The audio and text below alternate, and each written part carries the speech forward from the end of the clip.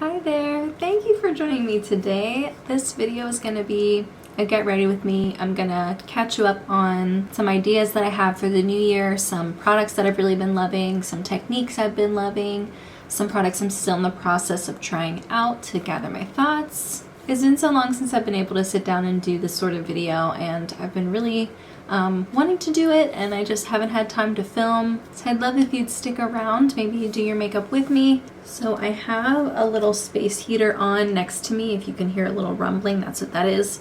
I am so freezing. It is so cold. The weather dropped, like the temperature dropped like 30 to 40 degrees in one day. And now it's 4 degrees outside and it's bitter cold and I just cannot get warm. I have moisturizer on, I have chapstick on, and so I'm going to put on some primer. This is the Milani SPF BFF. It's SPF 30, and I really like this. You can wear it just as a moisturizer on its own. I don't think you would need another moisturizer underneath it. It's like a pale yellow color, and it feels thick like a moisturizer, and I like it because it doesn't make me oily. I've mentioned before those SPFs that tend to be really runny, something in them still gets me really oily really fast. But this one doesn't do that. The only real complaint I have about that primer is that it was like $15, $16, and I'm going through it so fast. I've probably used it like 20 times at this point and it's almost empty. So I don't even know if you would get like a full month's use out of it. It just seems kind of expensive. But I have been enjoying it. Out of all the SPFs that I've been trying lately, this one smells the least like sunscreen. So if you're not a fan of that scent, it might be worth trying.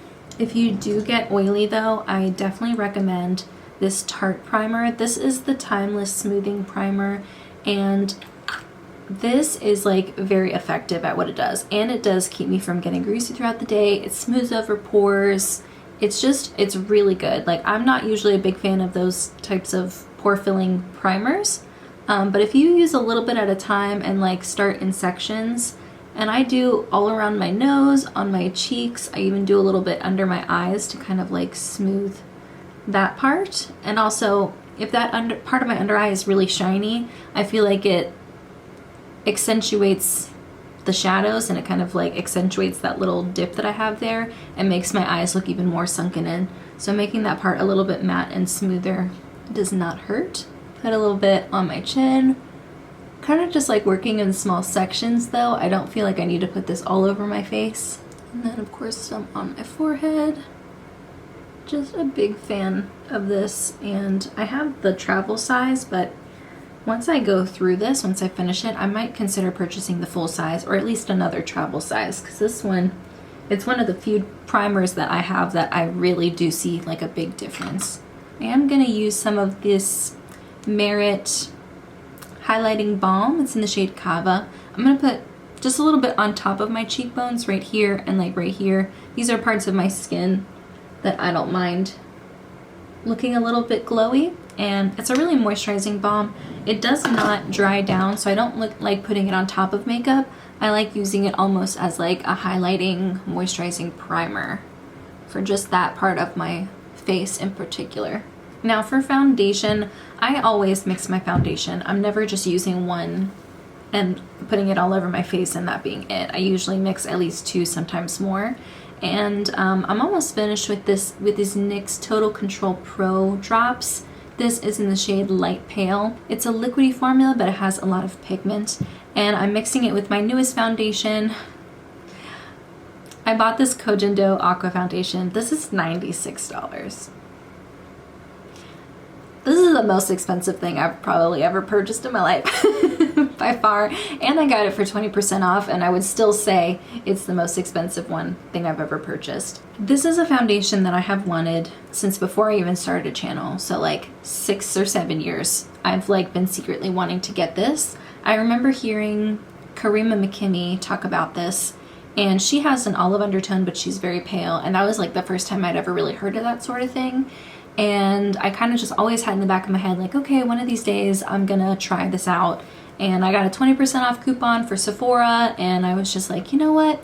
I've been really good about working out a lot of my foundations this year. It's time. So this is what it looks like. It's very liquidy, and I'm just gonna add 2 drops of that lightening, maybe 3, oops. And I use a sponge to apply foundation. I've been really loving the finish of this, and the color matches me really, really well. And it just helps to take away any redness, any unevenness that I have on my skin without making me look like I'm super caked up. And when I use it with a sponge and I kind of just work it into sections, it just looks so nice. I do really like mixing things together. I'm also going to be doing a mixture for my cream blush / cream highlighter later on. Yeah, I like being able to customize things. I know it looks a little bit pale, but it does match me like really well. So for my color corrector, I'm going to use this one from Charlotte Tilbury. I'm in the shade Fair. Whenever I first reviewed this, I talked about it in length and showed a demo and everything in like a side-by-side color corrector comparison video that I did a few months ago. And at first I was like, I just think it's a bit overpriced. You don't really get that much product. And then as I compared it to other things in that video, I kind of changed my mind a little bit, where I was like, actually, you know, this is better than I'm letting it. I'm kind of letting the price tag get in the way of me fully enjoying it. And now I can't stop reaching for it. After using this and some of the other color correctors, I'm now realizing that the flower one makes my under eyes just look really dry, and whenever I smile, my eyes crinkle up like way more than they naturally would. It just kind of like, I don't know if it necessarily ages me, and it's not really like a big deal day to day, but I just realized like not every color corrector does that. So that's cool. And I'm focusing this just on the inner corner and like right underneath, and then I do put a little bit over that vein that I have under my eye. For concealer, I'm going to use this Colourpop Pretty Fresh Hyaluronic Creamy Concealer. I'm in the shade Light 40N. This is like a really good match for me. I'm just going to put a little bit right underneath there. Before I blend that concealer in, I'm going to show you my cream blush mixture.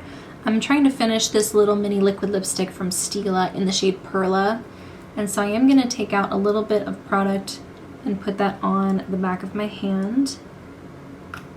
It's very pigmented, so I don't need a ton, just that much. And then I'm going to use this Milani liquid highlighter. I have the shade Lunar 01, and I purchased this because I was under the impression that it would be a dupe for the other light ones, like the Charlotte Tilbury one and the Flower Beauty one. I don't think this is a dupe. I do like it, but I like the Charlotte Tilbury one because it dries down. Like I can put it on top of my makeup, a really thin layer, and it won't stay sticky. And that's kind of like my main thing about highlighters, is I want them to dry down. And I don't really think this one does. It's also just a thicker texture. It's not light and liquidy, and it is pretty. That's how much I use as part of my mixture, but I prefer using it as like a mixer with cream blushes and not like as a standalone highlighter. So I have those mixed on the back of my hand, and I'm going to make sure that they're mixed really well. And the gold from the Milani highlighter and that cool tone purpley pink mixed together to create this type of shade. And I'm going to take the bottom of my sponge and grab that. And I'm not worried about like over applying, because once I put the powder on, it'll kind of tone it down a little bit anyway, so I'm not really worried. But I didn't use a ton today, so I don't think it's gonna be that heavy. Kind of just focusing that on the tops of my cheeks, and I am gonna go in with powder blush later. I love blush. Now that that concealer has had a chance to settle, I'm gonna press it in. I really focus most of my concealer on the inner corner nowadays. I don't need like a ton of product on the outer portion. I feel like I don't want it to look too heavy out that way, and I don't want it to crease. And then I do have an eyeshadow primer. This is just the NYX Glitter Glue. I just use it as a regular eyeshadow primer. I'm not going to be wearing a ton of glitter today, but I'm just, you know, I have 2 eye primers and I kind of just switch it up whenever I feel like it. I don't really have any special feelings about eyeshadow primers, honestly.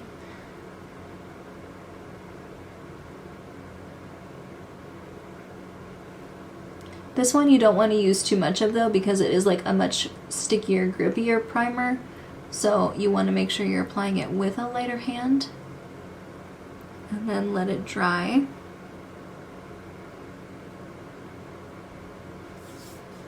And then I'm just going to go back in with that concealer and smooth over. For setting my under eyes, I still really love the violet powder from Besame. That's like my favorite brightening eye powder. But I'm going to use the one from Kosas. Look at this. I don't really have that much left. I'm working through it. Can you see that? And I just go in with my sponge and grab it. This powder, regardless of what you do, it's going to get hard pan, so I don't mind using a sponge in there because it's gonna hard pan no matter what. And it's just a lot easier, and I feel like I don't pick up as much product as if I did with a brush. And I do have a lot of powder on the sponge right now, so I'm gonna put that on my lids first. And then whatever I have left, I'm gonna use to set my under eyes. And that way I'm using like as little powder as possible. Just helps it look less heavy, but I definitely set my under eyes. I like to make sure that they are set with powder. I can't just leave them not set because my mascara and my liner will absolutely transfer to my lower lash line.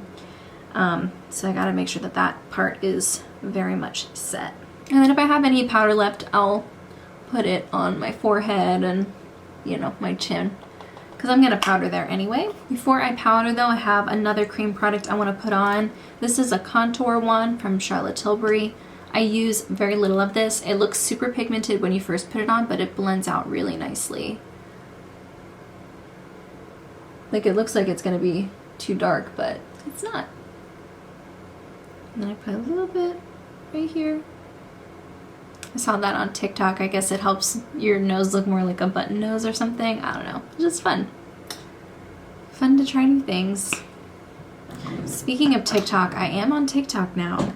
And I'm currently also doing the 31 days of lipstick, the litmus videos on TikTok. But I plan on doing even more videos specifically for that platform. So there's going to be like exclusive content on that platform. And it's going to be a little different from YouTube content. It's going to be more like, there's definitely still going to be makeup, but it'll be, I have the bio currently as like makeup and a little peek behind the curtain. So it's going to be a little bit more of like my, not exactly my personal life a ton. It's just going to be more lighthearted, less polished, more showing my personality, I guess. Sometimes I have ideas for videos and I'm like, oh, that really wouldn't fit for a makeup channel. And so TikTok is going to kind of be like my extra catch-all platform. I don't know what I'm saying, but it's been fun.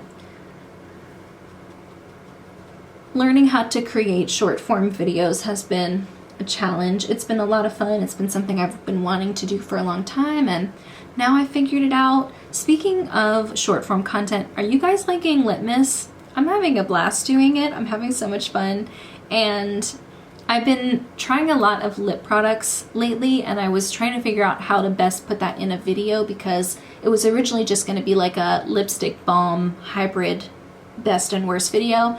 And then I ended up just accumulating so many different types of hybrid lip products that it kind of got to be too big, and the video would end up being like way too long, and I don't even know how I would organize it at this point. And so Litmus is kind of my answer to that. I get to focus on each one, give a demo, give my thoughts on the packaging, on the ingredients and stuff. I get to give like a little bit more of an in-depth review, but it's quick and it's, you know, one at a time. I have gotten some feedback that people don't prefer short form content, and that's perfectly understandable. Long form videos are always going to be a part of my content. They're going to be like the main part of my content, but short form has just like opened up a lot of possibilities for me creatively. And I have it in my YouTube bio, like And it's been this way since the beginning, that I have so many ideas in my head that having a channel kind of helps me get them out so that I can sleep at night.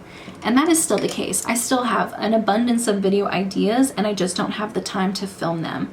And if each of them have to be their own long video, it's just not a possibility. But if I can turn them into shorter form videos, it could make it a lot easier, and as a result I can make videos even more and about things that I've always been wanting to make videos about. So it kind of just opens up a lot of possibilities for me.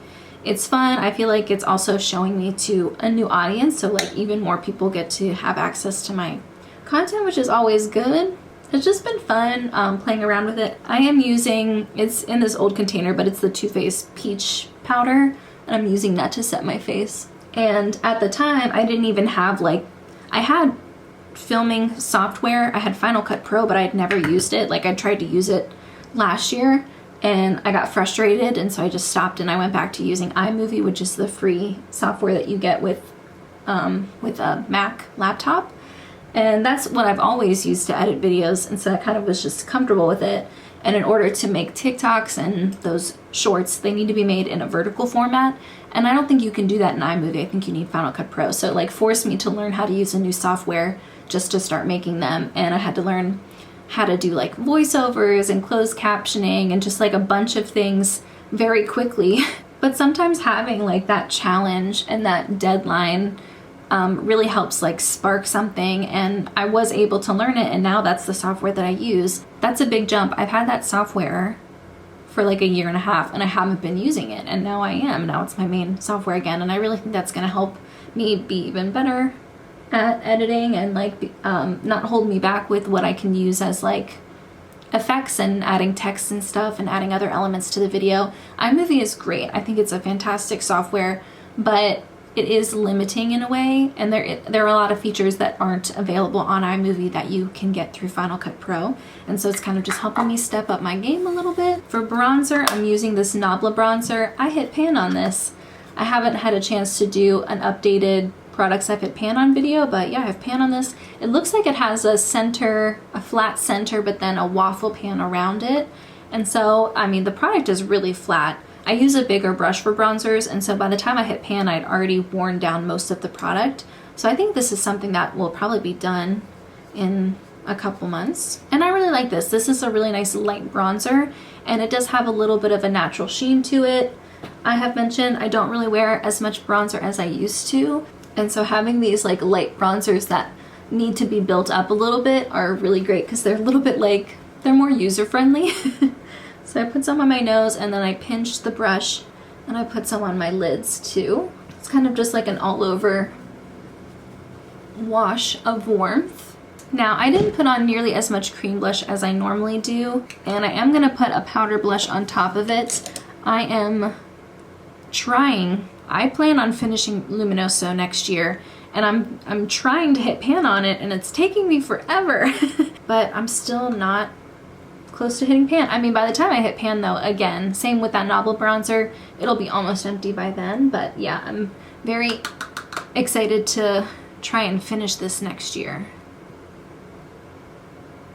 It's a beautiful color, don't get me wrong, but this is one of my oldest blushes in my collection. I think I've had it since 2016. Another combo mixture product that I do nowadays is my brows. I do have a lot of red in my hair. I've been playing around with some different darker colors, and my hair is very red currently, and so I don't have like any red eyebrow products, but I did want to add a little bit of redness to my brows because they are like very cool toned, kind of like a dirty blonde, and I wanted to warm them up a little bit so that they match my hair better without having like straight up red brows. And so I was trying to look in my collection to see if I had any eyeshadows that I could use instead, and surprisingly, the one that I found that I think works the best is from this Sydney Grace Enduring Love palette, and it's the shade Darcy, which is a pink eyeshadow. Like, it looks pink, but if I use a light hand and I'm careful about it, the way it kind of mixes with the color of my brows, it does match the color of my hair really well. And then I do put a brow gel on top to kind of help it mix together better. So I use this, this is just like an angled brush with a spoolie on the end. I think this is from e.l.f. and I've grabbed just the teeniest little bit of it, and I'm gonna very carefully kind of just brush this along the top to almost kind of like tint my brows. I don't really need to fill them in necessarily. If you need to fill in your brows a lot, or you prefer like a thicker, more filled in brow, this might not be the best option for you. Like it might not be the best type of shade, but I just kind of going frontwards and backwards along the hairs. Ooh, I put a little bit too much there. Gonna brush that out. And I slowly build it. Like I can always add more, but it is a little bit hard to take away if I add too much. I'm using a super light hand. And the brow gel I'm wearing over it is the Essence Make Me Brow in Blondie Brows. This is a tinted brow gel. And putting this over top helps to kind of bring some of that cool tone back so that there's only like a hint of red and it's not a straight up red brow. That's what that looks like. I think it matches really well, and I think it looks a little bit more natural in person, but still adds some warmth to it so that it better matches my hair. And I love it. I'm glad it like gives me a chance to pull out this palette more. It's one of my more underused palettes, but also I don't have to go out and buy a red eyebrow product because brow products take forever to go through, and like I might not be a redhead forever. I don't know what I'm doing with my hair. I'm kind of just having fun with it. And since I have Enduring Love out, I'm just gonna put this on my eyes. I haven't been wearing very heavy eye looks. Like I just have not had the motivation to do that. I'm gonna grab Cherish here. It's kind of a cooler tone, neutral brown. Grab that with a fluffy brush and put that in the crease. So whenever I do wear makeup and I do wear eye makeup, I'm kind of just staying really simple with it. And then I'm going to grab this John shade here. This is in the corner. It's a beautiful kind of like champagne silvery shade, but has a little hint of green to it. And these are really, really metallic. So I'm going to grab them between two fingers and then use that to pat all over my lid. Gonna do that one more time. And then I think what I'm gonna do is grab some of that Devotion shade, which is this one up top. This is more of like a taupey golden color. And I'm gonna do the same thing, rub it between my finger pads and then pat that over it. And then I'll go in with that crease brush again and clean up, buff out those edges. I have always been a big fan of just wearing like shimmery stuff all over the lid. Like I don't care if it's in my crease, I just like it all over the lid, and my eyes do kind of get a little bit closed off, so sometimes you can't really even see it unless it is above my lid. For eyeliner, I'm pulling out this Essence Extreme Lasting Eyeliner, but I'm pulling out the brown version. This is 02 But First Espresso. I'm gonna grab an angled brush and I'm gonna curl my lashes first. Then I've showed this technique time and time again. It's like my go-to liner technique. I take a little bit of it and put it in the outer half of the tight line. And then I take that angled brush and I push it up into the lash line, kind of spread it out a little bit, blend it, and then I take that corner and I flick it up from underneath to create like a more lifting situation. And once I have that line created, I can grab a little bit more of the liner with the brush and then go on the top lash line and kind of make that a little bit thicker. And I do try to make sure that my eye area is like as brightened as it can be. So I'm gonna grab a matte cream eyeshadow from the Going Coconuts palette in the shade Shredded. I'm gonna take a flat brush and put that on the inner corner. I've been liking a matte inner corner lately, kind of spreading it to cover up if I have any darkness around that area. And then I take a little bit of it and I run it along the lower lash line too, just to kind of keep that area even brighter. I feel like it's a lot less stark than the like white eyeliner that a lot of people are using. And I feel like as it wears off, it wears off a lot more naturally than maybe a liner would. For mascara, the Charlotte Tilbury Legendary Lashes Volume 2. I didn't want to like this as much as I do, but I do really like it. I got this in like a mystery box, so I didn't pay full price for it, but I like this so much, and it's even more apparent how much I like it because the one I was using before, it was the Tarte's Light Camera Lashes Mascara, and I don't know if I had just been wearing it for too long, but it just wasn't that good. I just don't think it made my lashes look good at all. So then whenever I switched over to this one, after like one swipe, I was like, wow, okay, this is awesome. It's a lightweight formula, so it doesn't weigh down my lashes. It really grabs onto the lash and makes it look thicker, but it isn't heavy, like it doesn't weigh it down. It kind of, you know, if you just curled your lashes, if you put the mascara on, it'll just stay there. It'll stay curled just with mascara on it instead of getting weighed down. And even though I was a little nervous because this is a little bit more of a clumpier formula, it doesn't get clumpy. And if it does clump up a little bit, like between two lashes, you can easily just go back in and comb it out. Like it doesn't stay like that. Like my lashes are not at their best currently, and this makes them look like they are, and that's awesome. But mascaras, I just don't feel great about spending a ton of money on them. I think this is like $30-something, and it's something that's only gonna last me like 3 or 4 months. So I feel a bit weird about talking about how much I love it, because it's not like I'm saying you should run out and buy it, because I'm likely not even gonna run out and buy it once this one is gone. Now for lipstick, I rubbed off my lip balm. I'm gonna go back in with my sponge. And then I'm gonna just grab the Charlotte Tilbury Pillow Talk lip liner. I've been really loving the shade Mauve and the shade Natural from NYX. Those have been really good, but this one's so close to being finished, I just kind of want to finish it.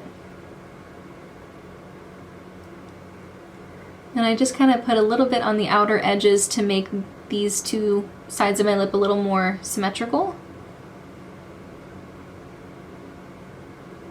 And then I tap it out. And then I draw over my Cupid's bow and tap that out. I got so caught up in actually doing my makeup that I forgot to talk about some of the things I wanted to talk about in this video, so I'm going to go over them really quickly now. The first one is for project panning content. I'm going to put everything that I want to pan into one video and do one monthly update. And that includes my Pan That palette, where I'm trying to finish the Charlotte Tilbury quad. It's going to include cream products, anything that I'm trying to actively pan. And it's not going to be like, you know, a ton of products. I'm not going to have every single product in there that I'm trying to pan. Instead, I'm going to focus on that more in a everyday makeup drawer. So I'm going to do like a makeup basket probably every 6 to 8 weeks. And in that, I'll pull out products that are almost finished that I'd like to pan. And then if I do finish them, I'll tell you about it in my next update before I go in and pull new products for the next couple of months. I stopped doing everyday makeup drawer videos for a while, but I'd like to bring them back. I think that's a really great way to kind of show what I'm working on, what I'm finishing. And then empties videos. This is probably the biggest change I'm going to have. Empties videos from now on are just going to be makeup. And if I do have an outstanding product that I really want to talk about that isn't makeup, like a fantastic shampoo or a fantastic like hair product or something, I will have like a little 1 minute mention of it at the very end. But like my empties videos are just going to be makeup from now on. I really use like the same body care, hair care, skincare. Like I use the same products that I've been using for years, and so there's no need for me to keep talking about them. I did talk about the additional content. I really want to do more videos. Even if they're a little bit shorter, I want to do more of them. And I kind of want to go back to the videos that I was always really excited to make. So like challenges and tags. I also kind of want to do some fashion videos, like how I put outfits together, or how my process of like trying to figure out if something is worth keeping. It's not going to be like a huge part of my channel. It's just going to be like a really small part. Same with like vlogs and things. I don't really do enough super interesting things to have like regular weekly vlogs and stuff, but just a couple more sprinkled in there that aren't necessarily featured just about makeup. And so I need to be really particular about how I spend that time in order to be able to make everything that I want to make, but still have like a good balance with all the other things in my life that I like to prioritize. So stay tuned. Of course, if you have any ideas, anything that you want to see, please let me know. I'd love to hear what your thoughts are or hear what you'd like to see more of or less of. Of course, I want to create content that is worth watching, but I want to make sure it's stuff I like making too. So being able to find that delicate balance is really important to me. I hope you enjoyed this video. I hope you're having a great day. Please stay warm if you're in a colder climate right now. I'm gonna do my best to stay warm too. And I hope you have a great rest of your day. I'll see you in my next video.